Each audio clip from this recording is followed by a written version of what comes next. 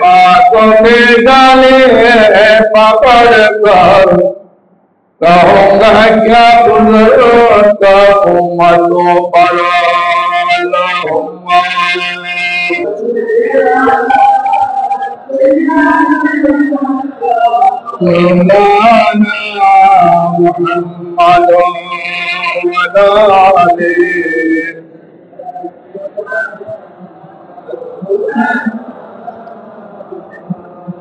उपस्थित हजरात मुसल्लिन किराम, उलमाए इज़ाम, खासतन पर्दानशीन पर्दानशीन मुस्कुरात माओलाना, अस्सलामु अलैकुम व रहमतुल्लाहि व बाराकातुहू।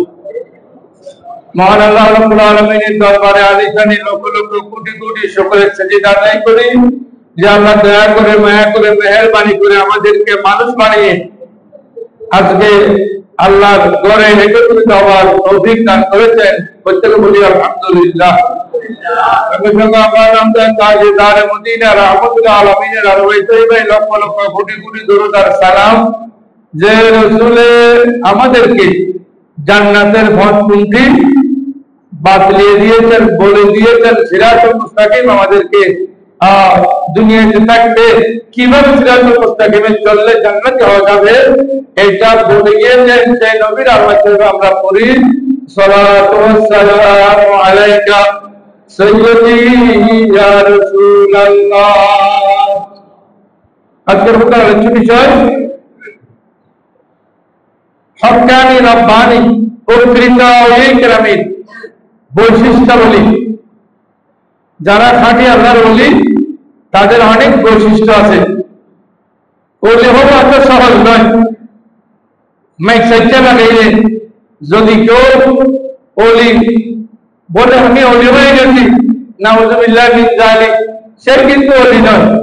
যিনি প্রকৃত ওলি তার মধ্যে বৈশিষ্ট্যগুলো থাকবে। এই বৈশিষ্ট্য না থাকলে তিনি ওলি নয়, কিন্তু তিনি ওলি মার্কা শয়তান, নাউযুবিল্লাহ মিন যালিক। তাহলে প্রকৃত ওলি যারা তাদের সাথে কোনো ধরনের বেয়াদবি করা যাবে না। বেয়াদবি করলে পরে শাস্তি দিবে লা ইলাহা ইল্লাল্লাহ। আর যারা বন্ডামি করে তাদের শাস্তি আল্লাহ দিবেন। ওলি নয় কিন্তু বন্ড ওলি, ওলির নাম দিয়ে বন্ডামি করে আল্লাহ ওদেরকে শাস্তি দিবেন। আল্লাহ ওদেরকে হেদায়েত করুক, আমিন।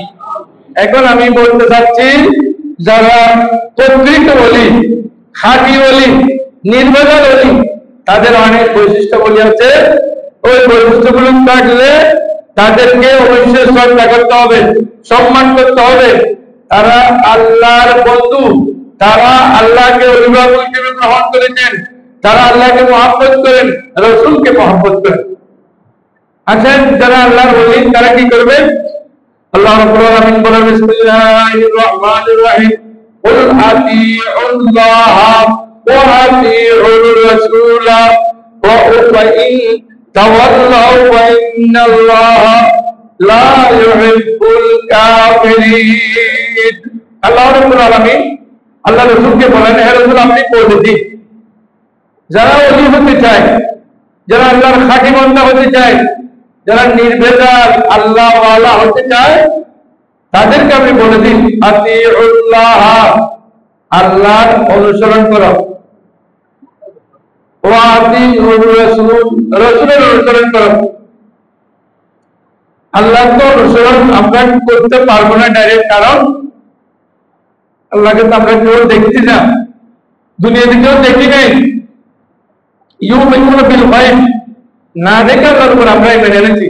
তো রাসূল যা বলেছেন সেগুলো ইত্তেবা করলে আল্লাহ ইত্তেবা হয়ে যাবে। রাসূলের অনুসরণ করলে আল্লাহর অনুসরণ হয়ে যাবে। যেন আল্লাহ বলেন আল্লাহর অনুসরণ করো, রাসূলের অনুসরণ করো। ফাইন তাওয়াল্লাউ, যদি ফিরে যাও, অনুসরণ না করে ফিরে যাও, কোথায় ফিরে যাও, অন্যদিকে চলে যাও, ফাইনাল্লাহ লা ইউহিব্বুল কাফিরিন। আল্লাহ রাব্বুল আলামিন কাফেরদেরকে ভালোবাসেন না। আল্লাহ ভালোবাসেন একমাত্র মুমিনদেরকে। আবার মুমিনের মধ্যে যারা ওলি আছেন, খাঁটি ওলি, তাদেরকে আল্লাহ বেশি ভালোবাসেন। করে বলি সুবহানাল্লাহ। তাহলে অনুসরণ করতে হবে। দুই, নবী করিম সাল্লাল্লাহু আলাইহি ওয়াসাল্লামের সাথে মহব্বত রাখতে হবে, নবীজির সাথে ভালোবাসা রাখতে হবে, মুখে ভালোবাসা না। একটা শের বলে না, হে নবী আমি আপনাকে ভালোবাসি, মুখে নয় শুধু অন্তরে। ভালোবাসতে হবে কি দিয়ে? অন্তর দিয়ে।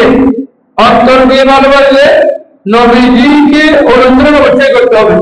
নবীজির প্রেম ভালোবাসা না থাকলে সে ওলি নয়, বরং তাকে বলবো আমরা বলি, সে ওলি নয়। নবীজির প্রেম ভালোবাসা থাকতে হবে। এভাবে আল্লাহ বলেন, কুল ইন কুনতুম তুহিব্বুনাল্লাহ ফাত্তাবিউনি ইউহিব্বুকুমুল্লাহ।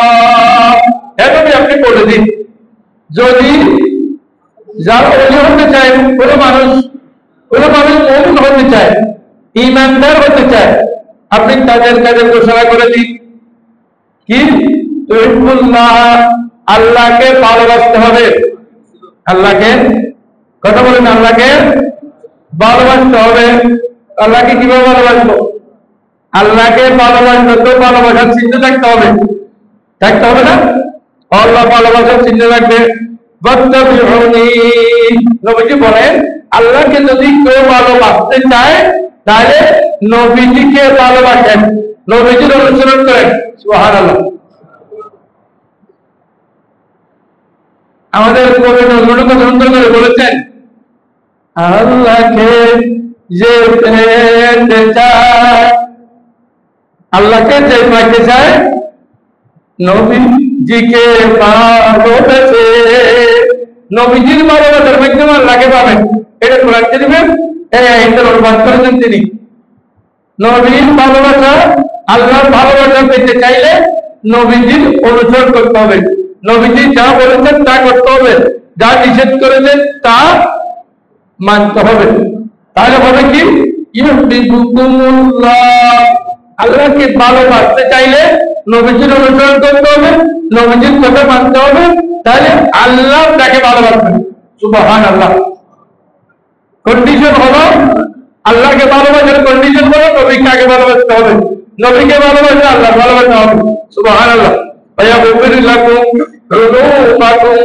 তখন আল্লাহ বলেন, আমি তোমাদের গুনাহ মাফ করে দিব, গুনাহ মাফ করে দিব। আল্লাহু গফুরুর রহিম, আল্লাহ রাব্বুল আলামিন দয়ালু, আল্লাহ দয়া করে গুনাহ মাফ করে দেন। কোন মানুষ না বুঝে পাহাড়ের সমতুল্য গুনাহ করে ফেলেছেন, হঠাৎ করে বুঝ এসেছে, বুঝ আসার সাথে সাথে তওবা করেছেন, আল্লাহ আমি না বুঝে এগুলো করেছি, গুনাহ করেছি, এখন থেকে আর গুনাহ করব না। আল্লাহ ছেলে পাকটাও আদা করে চোখের পানি ছেড়ে আল্লাহর কাছে যদি দোয়া করে, আল্লাহ গফুরুর রহিম, আল্লাহ তার গুনাহ মাফ করে দিবেন, তার কোনো গুনাহ আল্লাহ রাখবেন না। আল্লাহ আমাদেরকে বুঝার তৌফিক দান করুন, আমিন বলেন। এরপরে কানা বাউকুম আবনাকুম ওয়ালুকুম ওয়া আজওয়াজুকুম ওয়া আসীরাতুকুম ওয়া আমওয়ালুন ইকতারাফতুমুহা, এখানে কয়েকটা জিনিসের কথা বলেছেন। এভাবে আপনি বলে দিন, ইন কানা বাউকুম, যদি তোমাদের বাপ দাদারা, ওয়া আবনাকুম, তোমাদের সন্তান সন্ততিরা, ওয়া আখওয়ানুকুম, তোমাদের ভাইয়েরা, ওয়া আজওয়াজুকুম, এবং তোমাদের জোড়া স্বামী স্ত্রীরা, ওয়া আসীরাতুকুম, তোমাদের প্রতিবেশী, ওয়া আমওয়ালুন, এবং তোমাদের ধন সম্পদ, ইকতারাফতুমুহা, যা তোমরা অর্জন করেছো, এগুলো যদি তোমাদের কাছে, ওয়া তিজারাতুন তাখশাউনা কাসাদাহা, এবং এমন ব্যবসা যে ব্যবসা নষ্ট হওয়ার আশঙ্কা করছো, এই সবগুলো মিলে ওয়ামাসাকিনু তারদাউনাহা, এবং এমন দালান কোঠা যেগুলো তোমরা ভালোবাসো, আহাব্বা ইলাইকুম মিনাল্লাহি ওয়া রাসূলিহি, আল্লাহ এবং রাসূলের থেকে যদি এগুলোর ভালোবাসা বেশি হয়, এই যেগুলো উল্লেখ করলাম এগুলোর ভালোবাসা যদি আল্লাহ এবং রাসূলের থেকে বেশি হয়, তাহলে অপেক্ষা করুন, কি হবে? ওয়াজিহাদিন ফি সাবিলি, এবং জিহাদ করছেন না, জিহাদের চেয়ে এগুলো ভালোবাসা বেশি। ফাতারাব্বাসু হাত্তা ইয়াতিয়াহুল্লাহু বিআমরিহি, তাহলে অপেক্ষা করেন, আল্লাহর নির্দেশ আসবে, আল্লাহর পক্ষ থেকে গজব আসবে। আল্লাহর পক্ষ থেকে গজব আসবে, অপেক্ষা করে থাকেন।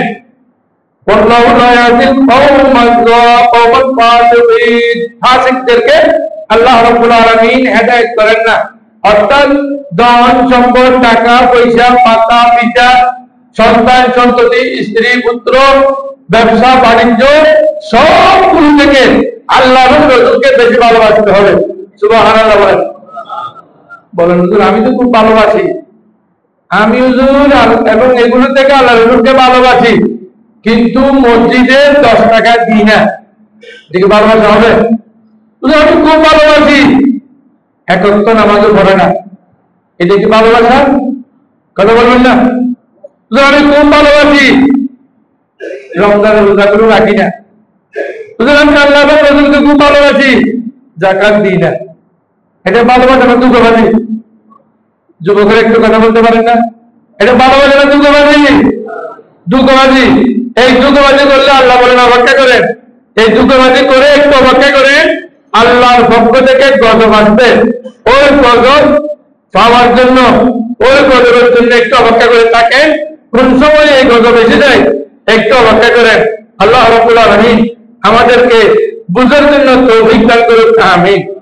এখন আমরা অনেকে করি কি, আমাদের অনেকের অভ্যাস হয়ে গেছে যে আমরা এই ধন সম্পদ, টাকা পয়সা এগুলো খুব ভালোবাসি, ধৈর্য সহজে ছাড়ি না।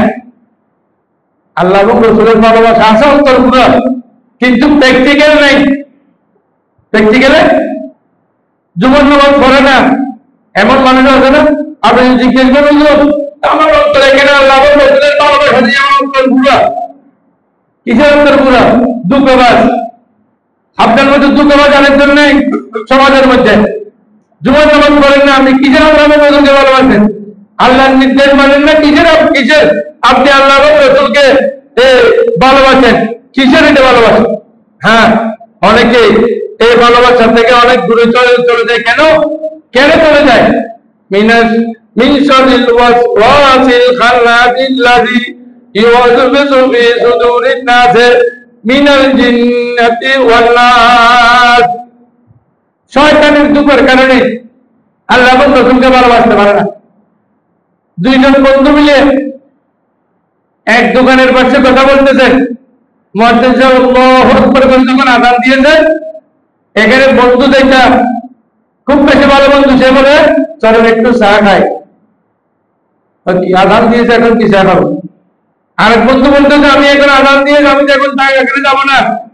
কয় না, আসেন একটু চা খাই। কিসের চা খাও? এই বন্ধু বলতেছে আযান দেওয়ার পরে আমি চা খাবো না, আমি মসজিদে যাবো। চলো বন্ধু, তুমি মসজিদে চলে যাই, নামাজ পড়ার পরে দুইজনে চা চপ করে আমাদের এখানে হবে। ঠিক কিনা? আছে কি নাই?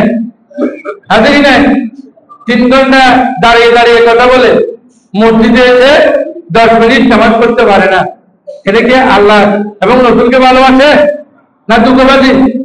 এটা সারা দুঃখবাজ। ওই প্রত্যেকে আছে এগুলো মিনাল জিন্নাতে ওয়ান নাস। অনেকে শয়তান ছিনে না। আমি আমার কাফেলার মানুষদেরকে, হাজী সাহেবদেরকে বলতেছি, যখন জিয়ারায় গেছি, কিছুক্ষণ পরে শয়তান দেখাবো। আপনারা কোনদিন শয়তান দেখছেন? না, দেখি নাই। আমি কিছুক্ষণ পরে শয়তান দেখাবো। শয়তান এখানে সৌদি আরবের 3টা পিলার আছে, বড় বড় পিলার। এগুলো আগে ছোট ছিল, এখন বিরাট বিরাট পিলার, বিরাট বিরাট পিলার করছে। ওই শয়তান ওখানে হযরত ইব্রাহিম আলাইহিস সালাম ওই শয়তানদেরকে সেখানে পাথরে নিক্ষেপ করেছিলেন। তো এখন শয়তান কোথায়? এখানে তো পিলার আছে, শয়তান নাই। ওই শয়তান আছে, আপনি দেখতেছেন না? কোনখানে আছে? মিনাল জিন্নাতে ওয়ান নাস। সূরা কোরআন শরীফের একদম শেষ সূরার নাম কি? সূরা নাস। এখানে জিন শয়তানগুলো দেখা যায় না, আবার মানব শয়তানগুলো দেখা যায়।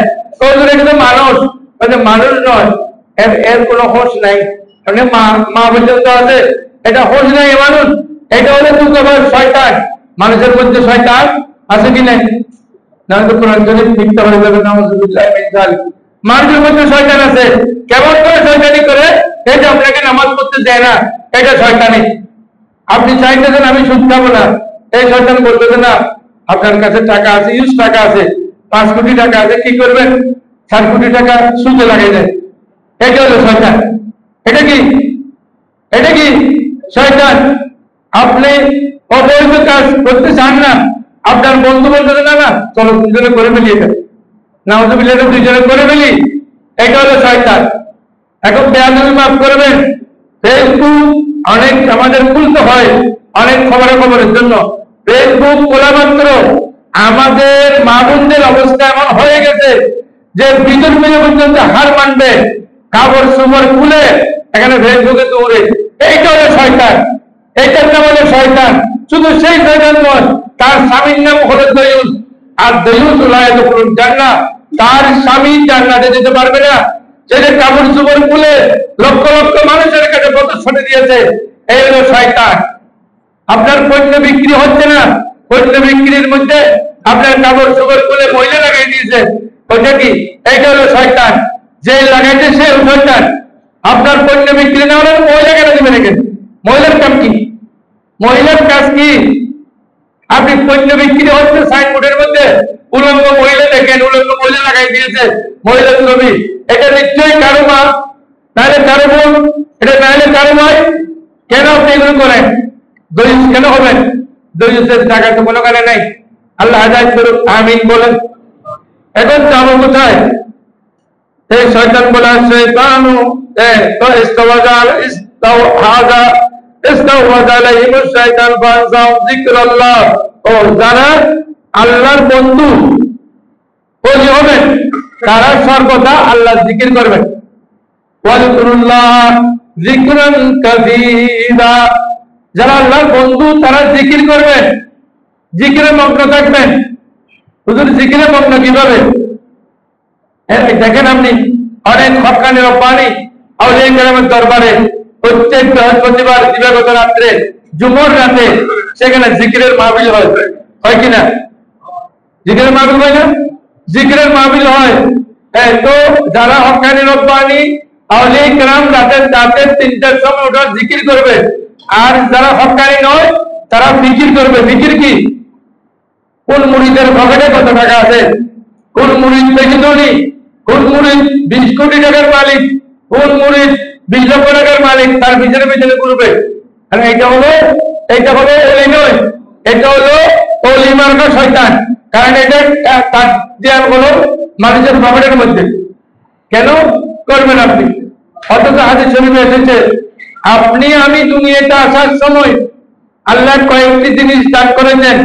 যখন আমি আপনি আমাদের মায়ের উদরে ছিলাম, পেটের মধ্যে ছিলাম, তখন আল্লাহ আমাদের আজালা হোক কখন মৃত্যুবরণ করবো ওটা লিপিবদ্ধ করে দিয়েছেন। কে কখন মৃত্যুবরণ করবে এর 1 সেকেন্ড আগে মৃত্যুবরণ করবে না। তো এখানে অনেক ফেসবুক মার্কা লিখে বলে কি আর অকালে মৃত্যু হয়েছে, নাউজুবিল্লাহ, অকালে মৃত্যু হয়েছে। মানে এখানে অ্যাক্সিডেন্ট না হলে, এই বরিশালে না গেলে অ্যাক্সিডেন্ট করতো না, অ্যাক্সিডেন্ট না হলে সে মরতো না, বরিশালে না গেলে মরতো না, নাউজুবিল্লাহ। এটা তার মৃত্যুটা নির্ধারণ মাসে আগে থেকে। আপনি জানেন না, আপনি দুনিয়াতে আসার আগে মৃত্যু নির্ধারণ হয়ে গেছে। সাথে আপনার রিজিক ওয়ারিজকাহু, তার রিজিক নির্ধারণ হয়েছে। কোথায় আপনি পাবেন? আপনি পৃথিবীর মধ্যে কত কোটি টাকার মালিক হবেন এটা নির্ধারিত আছে। কারণ আপনি চুরি সামারি মিথ্যা বলে ডাকাতি করে মানুষ থেকে ধোঁকাবাজি করে টাকা ইনকাম করে লাভ কি? আপনার তকদিরে সাহায্যে রিজিকের সাহায্যে যে কোনো বই আসবে, কারণ রিজিক তো আপনার নির্ধারণ আছে। আপনি চুরি ডাকাতি কেন করবেন? তো এই জন্য আল্লাহর ওলি যারা তারা জিকিরে থাকেন, এরা জিকিরে থাকেন, আল্লাহ ওদের রিজিক দান করেন, ওরা রিজিক পায়। 1 টাকা 2 টাকা নয়। দেখেন আল্লামা জিয়াউল হক মাইজভান্ডারী রহমতুল্লাহ আলাইহি, ওনাকে তো অনেক ছোটরা দেখে নাই, যারা দেখছেন তারা ওনার এমন এমন কাজ আছে, তার মধ্যে একটি হলো ওনার হাতে যা টাকা উঠতো অনেক সময় এতগুলো টাকা একসাথে পুকুরে ফেলে দিয়েছে, অনেক সময় এতগুলো টাকা একজন গরিব মানুষকে দিয়ে দিয়েছে। এখানে 5,000 হোক 10,000 হোক 20,000 হোক না আছে, 30,000 হোক জাহাজে দিয়ে দিয়েছেন, তাহলে আমাদের টাকার লোভ থাকে না, টাকার লোভ থাকে না। আর টাকার পিছনে যারা একটু দৌড়েন, যারা টাকা টাকা করে, ওরা তো আল্লাহর খাঁটি বান্দা হতে পারে না। যারা আল্লাহর খাঁটি বান্দা, ওরা আল্লাহর জিকির করতে থাকে। এরপর 4 নম্বরে, যারা আল্লাহর খাঁটি বান্দা তারা নফল ইবাদত করে বেশি। কি ইবাদত? কি ইবাদত? হাদিস শরীফ আছে, লা ইয়াজালু ইয়াতাকাররাবু আবদি ইলাইয়া বিন-নওয়াফিল হাত্তা আহবাবতুহু। যে এমন মানুষ আছে যারা 5 ওয়াক্ত ফরজ নামাজ পড়েন, ফরজের পরে নফল ইবাদত করেন, তাসবিহ তাহলিল করেন, কোরআন শরীফ তেলাওয়াত করেন, নফল নামাজ পড়েন, নফল সাদকা করেন, দান সদকা করেন, না এমন পর্যায়ে নয় পৌঁছে ইয়াতাকাররাবু আবদি ইলাইয়া বিন-নওয়াফিল। আল্লাহ বলেন ওরা এই নফল ইবাদতের মাধ্যমে আল্লাহর নৈকট্য অর্জন করে। আল্লাহর নৈকট্য অর্জন করা তাদের জন্য সহজ হয়ে যায়, আল্লাহর নৈকট্য অর্জন করে। সুতরাং তো যারা আল্লাহর ওলি, যারা আল্লাহর খাঁটি ওলি, যাদের মধ্যে কোনো বেজাল নেই, তারা বেশি বেশি নফল ইবাদত করে। দেখবেন আপনি তসবিহ ছাড়া হাতে আছে, না হলে যতক্ষণ সেই জাগ্রত আছে সে কোনো না কোনো ইবাদতের মধ্যে আছে। এটা ভালো কাজ। মানুষের কল্যাণ করতেছেন, উপকার করতেছেন, কোন মানুষ বদকার মানুষ তাকে বুঝিয়ে নেককার করার চেষ্টা করতেছেন। এই জন্য অনেক হক্কানি রব্বানি ওলিয়া কেরামের দরবারে যাওয়ার পরে অনেক মানুষ আগে ছিল একেবারে বদকার, সে হয়ে গেছে নেককার। আগে ছিল একেবারে পাপী, এখন সেই তওবা করে সেখানে হয়ে গেছে নেককার বান্দা। আল্লাহ বান্দাদের খাঁটি বান্দা, তাদের বৈশিষ্ট্য হলো 4 নম্বর, তারা নফল ইবাদত করবে। 5 নম্বরে তারা কোরআন শরীফ তেলাওয়াত করবেন, বেশি বেশি কোরআন শরীফ তেলাওয়াত করেন। আবার একবারে লেখা নেই, পড়া নেই, কিছু জানে না, আলু বুঝে না, বস্তু বুঝে না, হ্যাঁ ওদেরকে আমি বলতে পারবো না ওরা নিজেরা কি কোথায় পৌঁছেছেন।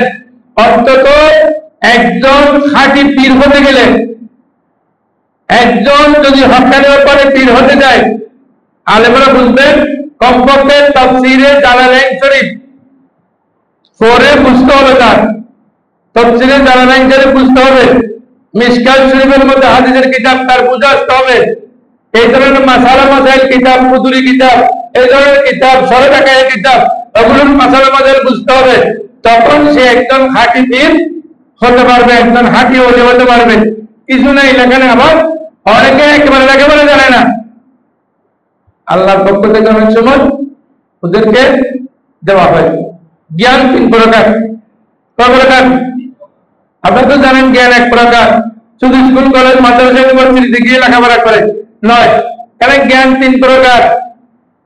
1 প্রকারের জ্ঞানের নাম হলো ইলমে লাদুনি, এটা আল্লাহর পক্ষ থেকে দান করা হয়। যেমন আশ্চর্য হয়ে যাবেন আপনারা শুনলে, আল্লামা আব্দুর রহমান চৌধুরী রহমতুল্লাহ আলাইহি, যিনি 30 পারা দরুদ শরীফের কিতাব লিখেছেন আরবিতে, সুবহানাল্লাহ বলবেন না? জামিয়া আহমদিয়া সুন্নিয়া আলিয়া মাদ্রাসার প্রতিষ্ঠাতা আল্লামা শাহ সৈয়দ আহমদ শ্রীকুটি রহমতুল্লাহ আলাইহির পীর সাহেব, উনি 30 পারা দরুদ শরীফ লিখেছেন। এই দরুদ শরীফগুলো ভালো আলেম, কামেল পাস আলেম পড়তে পারে না। 30 পারা, 1 পারা 2 পারা নয়। অন্য কোনো আলেমকে যদি বলে যে আপনি 1 পারা দরুদ শরীফ লিখেন, 8 পারা দরুদ শরীফ লিখেন, পারবে না। অথচ উনি কোনো স্কুল কলেজ মাদ্রাসা ইউনিভার্সিটিতে লেখাপড়া করেন নাই, কোনো লেখাপড়া করেন নাই। এটা আল্লাহ প্রদত্ত জ্ঞান, এটাকে বলা হয় ইলমে লাদুনি, আল্লাহর পক্ষ থেকে দেওয়া হয়। আরেকটার নাম হলো ইলমে আতাই। ইলমে আতাই হলো দান করা। একজন খাদেম অনেক বছর খেদমত করেছেন পীর সাহেবের, আসার সময় পীর সাহেব বলছেন আমি তোমাকে কি দেবো, তুমি চলে যাচ্ছ, এত বছর তো তুমি আমার এখানে খালি দিল, দাও তোমাকে আমি এটা দান করে দিলাম। এইভাবে জ্ঞান দান করা যায়, এটার নাম হলো ইলমে আতাই। আরেকটি যেটা কলেজ ইউনিভার্সিটি মাদ্রাসায় গিয়ে বড়, এটার নাম হলো ইলমে কাসবি, এটা অর্জিত জ্ঞান, এটাও জ্ঞান। তাহলে জ্ঞান তিন প্রকার। একেবারে অনেকে মনে করে যে উনি লেখাপড়া কিছু জানেন না, এটা কেমন হবে? নয়। আপনাদের পাশে আল্লামা হাফেজ মুনির রহমতুল্লাহ রায়, উনি ছিলেন একজন হাফেজ সাহেব, শুধু কোরআন শরীফের হাফেজ সাহেব। ওনার কাছে এসেছেন মুরিদ হতে কুতুবদিয়ার মালিক সাহেব হুজুর। কুতুবদিয়ার মালিক সাহেব হুজুর ছিলেন ফুল মেডেলিস্ট। তখনকার টাইটেলের মধ্যে ভালো রেজাল্ট করেছেন, টাইটেল পাস করেছেন। একজন টাইটেল পাস ভালো আলেম কোনোদিন একজন হাফেজ সাহেবের কাছে যেতে পারে না। হাফেজ সাহেব বলতে তুমি আমার এখানে কেন আসছো? তুমি তো টাইটেল পাস একজন আলেম, তুমি এখানে কেন আসছো? আমি আপনার কাছে আসবো, আমি আপনার কাছে থাকবো, আমি আপনার থেকে সবক নিব। এখানে আবার একদিকে লেখাপড়া দুই ধরনের, এলমে শরীয়ত, এলমে তরিকত। কি এলমে শরীয়ত, এলমে তরিকত? এলমে শরীয়ত মানে যেগুলো আমরা স্কুল কলেজ মাদ্রাসায় লেখাপড়া করি ওটা। এলমে তরিকত মানে যেটা হাক্কানি রব্বানি পীরের মশায়েখের কাছে পাওয়া যায়। এটা কোনো স্কুল কলেজে পাওয়া যায় না, স্কুল কলেজ মাদ্রাসায় নেই, এটা সেখানে পাওয়া যায়। তো পরিশেষে উনি একেবারে এমন ভাবে ধরে রেখেছেন যে কুতুবদিয়ার মালিক সাহেব বলেন, আমি আপনার কাছ থেকে যাবো না। এখানে তরিকতের একটা সবক আছে, ফার্স্ট এখানে ক্লাস আছে 12-14টা 15টা পর্যন্ত ক্লাস আছে। এখানে আমাদের এখানে যেমন ক্লাস আছে 1 2 3 4, ওখানেও ক্লাস আছে। হাফেজ মুনির রহমতুল্লাহ আলাইহি তারিখের মধ্যে ফার্স্ট যেটাকে বলা হয় তাওয়াজ্জু, একটু নজর দিলেন। একটু নজর দেওয়ার পরে কুতুবদিয়ার মালিক সাহেবকে সবক দিলেন। ওনার পিছে আল্লামা আজমগরী রহমতুল্লাহ আলাইহি সবক দেওয়ার পরে কুতুবদিয়ার মালিক সাহেব নাকি ঘন্টা 2 ঘন্টা পেহন ছিলেন। বড় করে বলে সুবহানাল্লাহ, আসতে বলবেন। এটা অনেক উচ্চাঙ্গের জ্ঞান। 2 ঘন্টা উনি পেহন ছিলেন। তো হুজুর বলতেছেন, হামজা হুজুর বলতেছেন, এখন হুজুর আপনি তো আমার ছেলেকে মেরে ফেলবেন মনে হয়, আমার ছেলেকে এত তাওয়াজ্জু আপনি কেন দিলেন? এটা কিন্তু ছোট ছোট আপনি সাধারণ মানুষ বুঝবে না, এটা কি, এখানে কি আছে, এটা সাধারণ মানুষ বুঝার জিনিস নয়। একই ঘটনা খাজা আজমিরী রাদিয়াল্লাহু তাআলা নূর করেছেন, তাকে এটা আজকে সময় নেই, আমি ওদিকে যাবো না। তো হাফেজ মুনির রহমতুল্লাহের দরবারে এখানে অনেক বড় বড় টাইটেল বাজারে এসেছেন, এসে তাওয়াজ্জু নিয়েছেন। এমনকি একজন ঘটনা লিখতেছে, এখানে হালিশহরের একজন মানুষ হযরত একবার মোরাকাবার মধ্যে বসেছেন। মোরাকাবা মানে কি? মোরাকাবা মানে আল্লাহর ধ্যানে বসা। আমরা তো মনে করি আল্লাহর ধ্যানে বসা। তো আল্লাহর ধ্যানে বসে মোরাকাবার মধ্যে উনি মোরাকাবা শেষ করার সাথে সাথে বাইর হয়ে একটি ছাগলের দিকে ওনার নজর গিয়েছে। ছাগলের দিকে নজর করার সাথে সাথে ছাগলটি লাফাইতে একবারে মৃত্যুবরণ করবে এমন অবস্থা হয়ে গেছে। তাড়াতাড়ি হুজুর বললেন, জবাই করে দাও, জবাই করে কলিজা গুর্দাগুলো আমার কাছে নিয়ে আসো। দেখা যায় কলিজা গুর্দার মধ্যে আল্লাহর শব্দ উঠে গেছে, সুবহানাল্লাহ বলেন। এই জন্য হাদিস শরীফে এসেছে, ইত্তাকু ফিরাসাতাল মুমিনে ফাইন্নাহু ইয়ানজুরু বিনুরিল্লাহ। এটা হাদিস শরীফ, যে আল্লাহর এমন কতগুলো বান্দা আছে তাদের বদদুয়া থেকে অনেক দূরে থাকবেন, তাদের বদনজর থেকে অনেক দূরে থাকবেন। যদি ওদেরকে আপনার মতো মনে করেন, আপনি ভুল করবেন, আপনার জীবন তখন নষ্ট হয়ে যাবে। আপনি বেয়াদবি করলে নষ্ট হয়ে যাবেন। এজন্য আল্লাহর ওই হাটে ওলির দরবারে গেলে একবারে আদব সহকারে বসতে হয়, আদব সহকারে কথাবার্তা বলতে হয়। দেখা যায় ওই ছাগলের মধ্যে আল্লাহ উঠে গেছে এবং পরবর্তীতে বললেন যে এই মোরাকাবা থেকে উঠে অন্তত তাড়াতাড়ি বের না হয়ে আপনারা যারা আল্লাহ খাঁটি বলি, আল্লাহ যারা খাঁটি বান্দা, তারা এবারে চিন্তা করবেন। আমি যেদিন বলছিলাম পাশখালী সুফি হাসান সাহেব, উনি ছিলেন কওমিগরের একজন মানুষ, কওমি আলেম ছিলেন উনি ওনার আকীদা বর্ণনা করতেন। হাফেজ মুনির রহমতুল্লাহ এখানে তরিকতের সবক অর্জন করতেন। উনি হাফেজ সাহেব যা বলতেন উনি সবগুলো মানতেন না। হঠাৎ করে সুফি হাসান রহমতুল্লাহকে বললেন, এ হাসান, তুমি কি কথা আমারটা মানবা না তুমি যেটা বলেছো ওইটা মানবা? তুমি যেটা মানো, তোমার যেটা বলেছো এটা যদি মানো, তোমার জীবনে তরক্কি হবে না, উন্নতি হবে না, তরিকত জগতে তোমার উন্নতি হবে না।